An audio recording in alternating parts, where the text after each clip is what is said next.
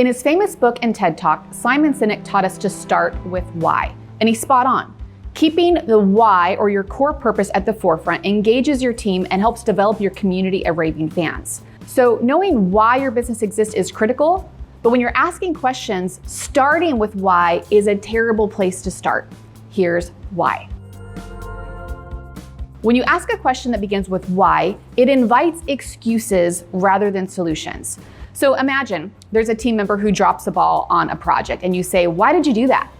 Well, they're not likely to say, "Oh, it's because I'm lazy or incompetent," right? That's not going to be the answer that they give. They're going to instead give you an excuse because you've just asked for one. You don't actually want the reasons at all. What you want to do is understand their thought process so that you can understand what type of training or resources they need to get a better result in the future.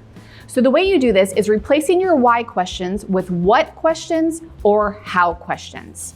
For example, instead of asking, "Why did you do that?" ask some questions like, "Tell me about how you came to that decision." Or, "Just curious, what made you choose that course of action?" Or, "What were you really hoping to accomplish when you did it that way?" Or, "What do you really want to achieve here?" So when you better understand their thought process behind their decisions, you're more equipped to help them think differently or behave differently in the future. Here's a couple more examples that you might try.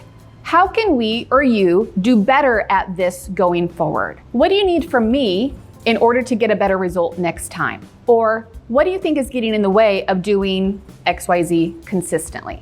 These types of questions invite the other person to take ownership over the solution rather than just giving you all the reasons in hindsight why they did what they did in the past. So remember, if you provide the solution, you are stuck in a trap of always having to provide the solution, always having to jump in and remedy or fix the problems or make the correction. So when you ask what questions or how questions, you haven't just solved today's problem, you've trained the team member on how to think and get a better result in the future, not just in the moment.